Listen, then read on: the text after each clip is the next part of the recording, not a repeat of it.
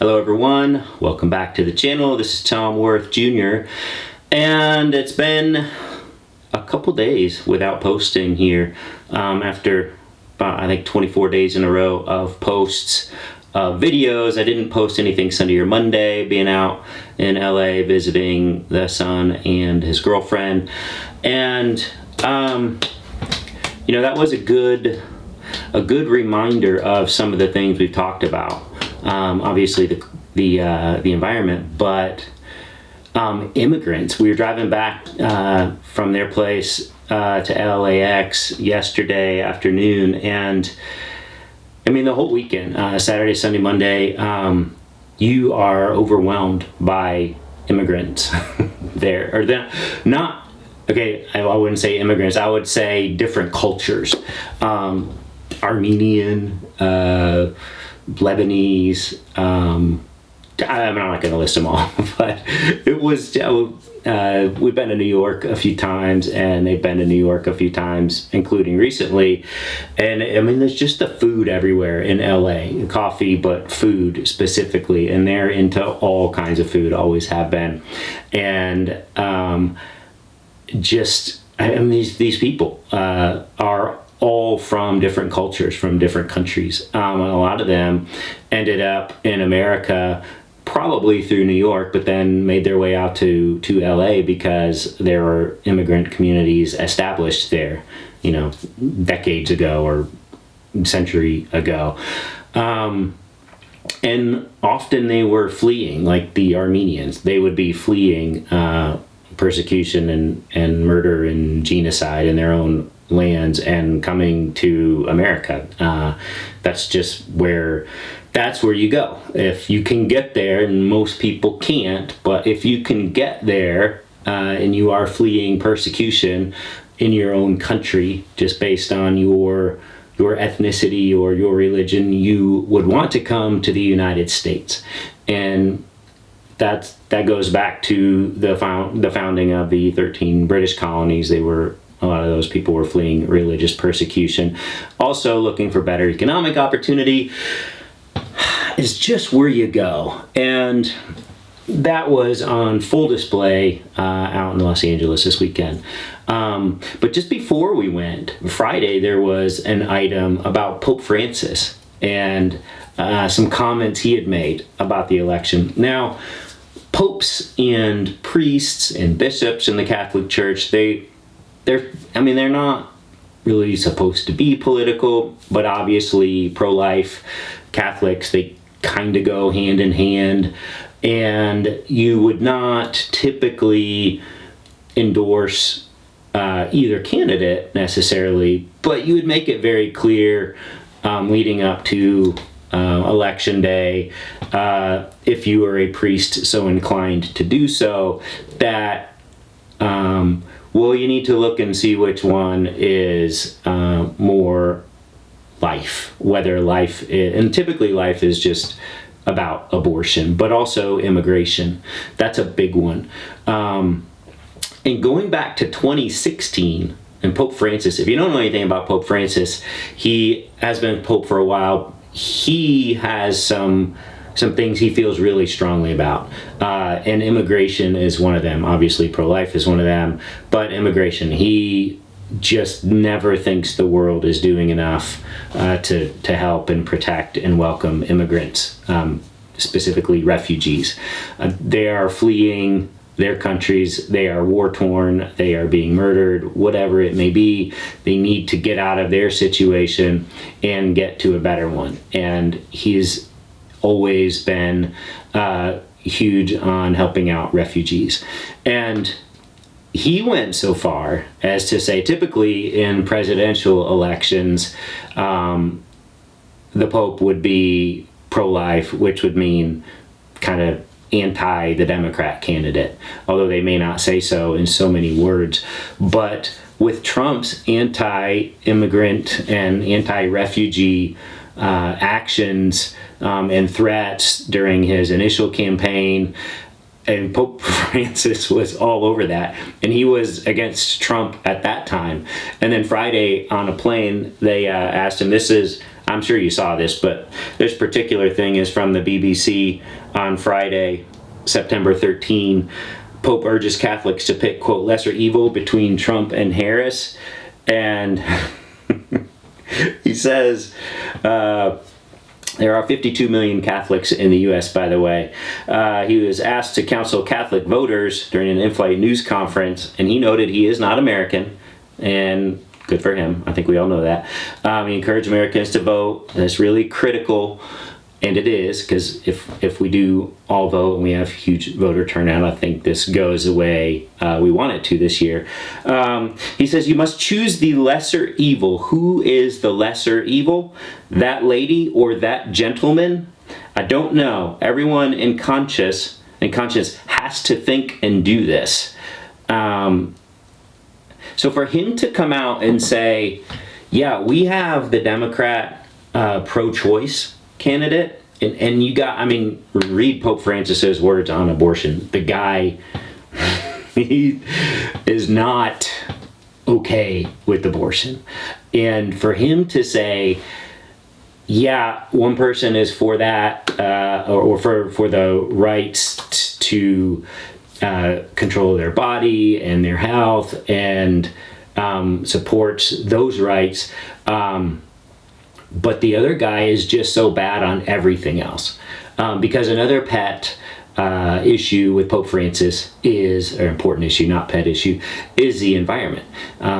Popes, there's no rhyme or reason to it. It might be in a year, it might be in a few years, but they write a letter to the bishops called an encyclical, and it's just a long exposition on whatever's on their mind, and it's got a lot of citations in the Bible and then in scholarly work.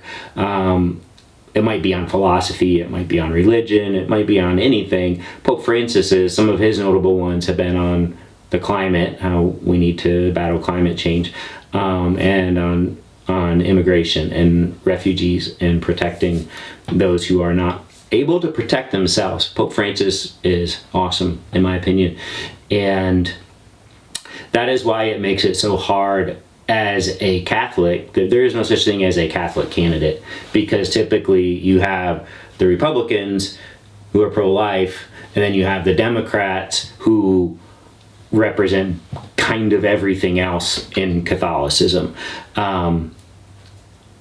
and so there's not any Catholic candidate typically, but you always see the Pope support the pro-life candidate. If anyone, you can just tell they're kind of leaning you that way, but not so with Donald Trump, and it never has been so, at least as far as Pope Francis is concerned. Then I went back and I looked at something we all remember what Donald Trump promised to do if he was elected back in 2016. And as soon as he took office, he issued some executive orders in those first few days. And, the Muslim ban, as it was called. And I looked at that specifically, and it was banning people from coming in, visas from Muslim countries. But there was one notable exception. I mean, it was Iran, Iraq, Yemen, Somalia, a lot of tough places. But another tough place that wasn't on the list was Saudi Arabia. He needs their money, right? So, of course, they don't get banned. And we all remember where the actual 9/11 terrorists were from, Saudi Arabia. But I found an interesting stat that I was going back to a 2017 article, and this was from an immigration site, but it was suspension of visas to certain countries and extreme vetting, and it talks about how these people are not terrorists. These people that come in on visas, especially refugees, but they've never been implicated, these refugees who come in through the refugee program, in a terrorist act in the U.S. it is, I mean, say what you will, and this is a tough one, talking to Republicans who live in fear of immigrants, of any immigrant, but if you could just say, not all immigrants come here for the same reason. If you could just realize that refugees, specifically, people fleeing their country, for political reasons, religious persecution, whatever it is, they're not just saying, hey, I like the weather in San Diego, and I don't like where I am, so I want to go live in the U.S. That's kind of, you have to get in the mindset of someone else. Because if an American is deciding to go live in another country, they're doing it because they want a walking lifestyle. They want maybe a different tax situation. They want to go look at cool art and historical sites, whatever it may be. We're doing it for reasons of convenience.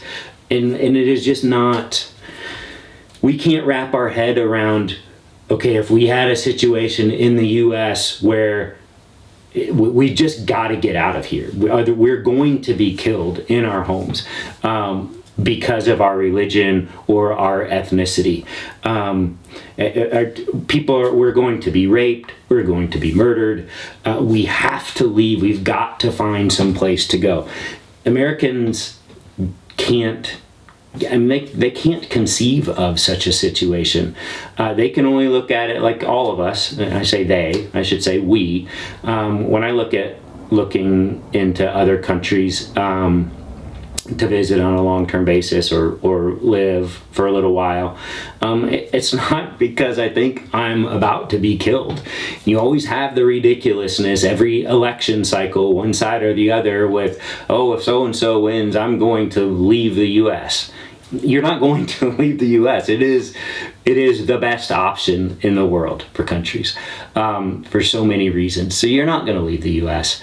I mean, some of these people you wish they would, but they're not going to. The U.S. is the place that you come to. It is not the place you leave, and I just think it needs to stay that way. I think we have these vetting processes for refugees specifically, is who I'm talking about, and it's just not a threat. And these countries that Trump makes everyone so scared of, like Syria back at the time, those are the people that need it most. And if you think that it is easy to get through the bombings of the buildings and find your way across the desert to a place where you could somehow get into somewhere in Europe and somehow get to the United States and somehow get into our refugee program and be vetted, this is not an easy thing.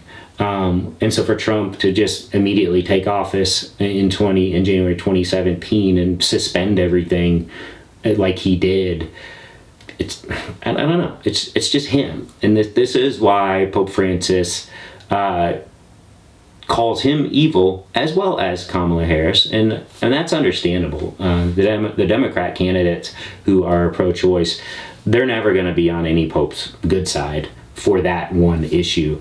But I give all the credit to Pope Francis for saying there is not only this issue. Abortion is not the only issue in the world. There are all sorts of human rights issues, and we are all human. And if you are Christian, he actually said back in 2016 that Donald Trump is not Christian. We all know this, despite his huge evangelical support. I saw a Pew Research survey over the weekend where he still has 82% of white evangelical male support. And if you're wondering who his base is, I think we've just found it. But that's not Pope Francis. He realizes that we've got to take care of each other and look out for one another and help each other and not stoke the fear all the time and deport. I mean, I didn't even get into any of the deportation or the brutal border treatment or the detention camps, the separations from families. We didn't even get into any of that chaos. There's just so many videos here. But getting back from LA, seeing the multicultural firsthand, I'm sure this will not speak to a lot of Republicans who I'm trying to convince to vote for Kamala Harris, because you're scared of that.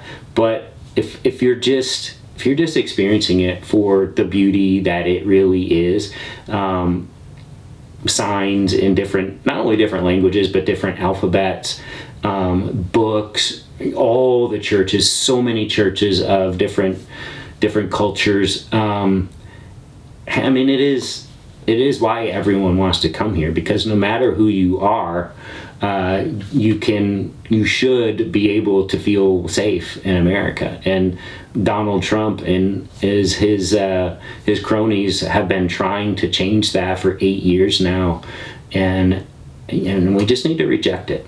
It's just as simple as that. Okay, that's it for today. A little long and rambly. It's been a few days. Hope everyone's off to a great start to the week. Actually, it's already Tuesday, and we will talk to you tomorrow.